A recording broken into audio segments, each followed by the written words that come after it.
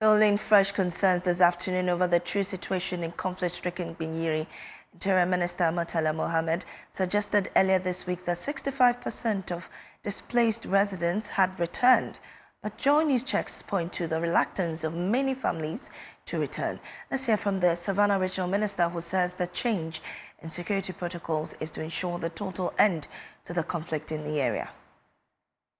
We have also revised our security plan to put security men at most of their communities, and indeed, where we cannot get even security men at most of the community, but they should be located within a certain nucleus. Tents are being erected for the security men so that within a short time, if there's anything, they can quickly rush to the said area to be able to attend to the issues on hand. We are aware that the conflict has subsided, and indeed the leadership are working very feverishly to make sure that we build the level of trust and confidence.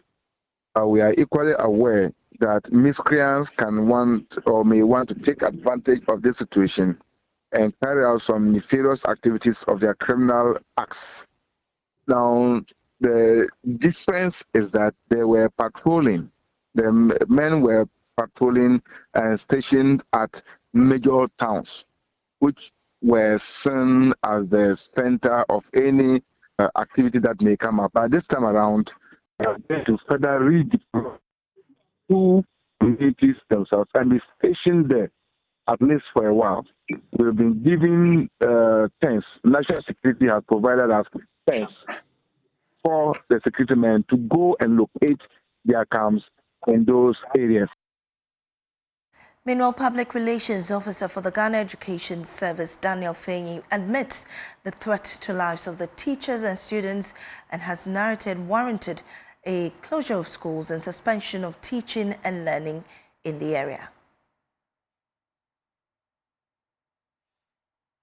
When human lives are involved, in order to protect human life, that is the lives of our students, the lives of our staff, what we normally do is to close down schools so that, schools and education environment are usually environments that attract the eyes of people involved in conflict, because it is normally seen as an area that people gather.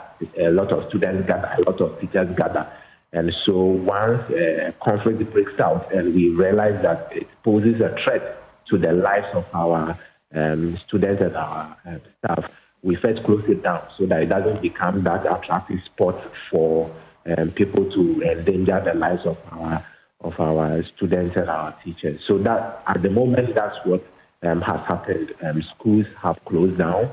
Learners have joined their parents, their families. Some of them have been camped.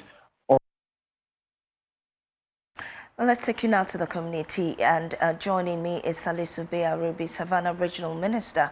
Grateful for your time, sir. How does the Regional Coordinating Council respond to concerns that Gbenyiri remains unsafe despite reports of residents returning?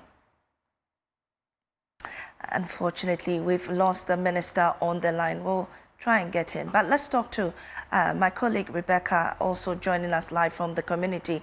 What's the state of the community as of today, Rebecca? Okay, as of today, the community is very calm due to the security patrol team on the Gbenyiri last day. So the security is very calm.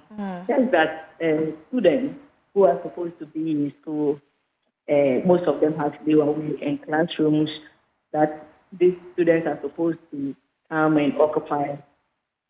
Those classrooms too have been shut down. Some of the teachers stay in Sola, and Monday to Friday they have to travel from Sola to Gbenyiri to teach. But because of the situation at hand, most of the teachers too have decided or have possibly not go to school because they don't also know what will happen. So some of the teachers have abandoned school, and the students too, most of them have stayed with their parents.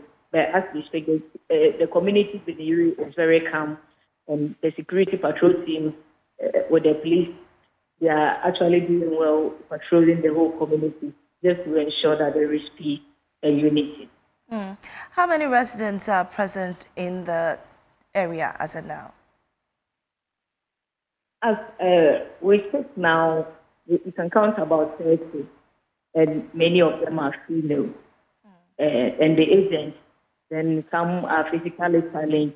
And these people, they cannot run further. So they have come back to the community just to stay. And we are praying that peace will prevail in Gbenyiri, Solar District, and its environment.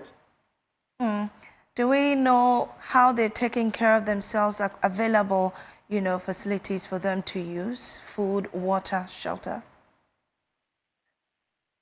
Some of them have relatives in the Solar District capital. So sometimes they have to buy food for the security to send to them. And the district and regional admin directors, they are also trying their best.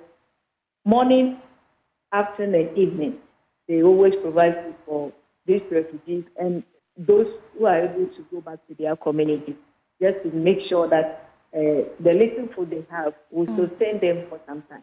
Right. Thank you very much, Rebecca Natoma, giving us an update on the Gbenyiri situation.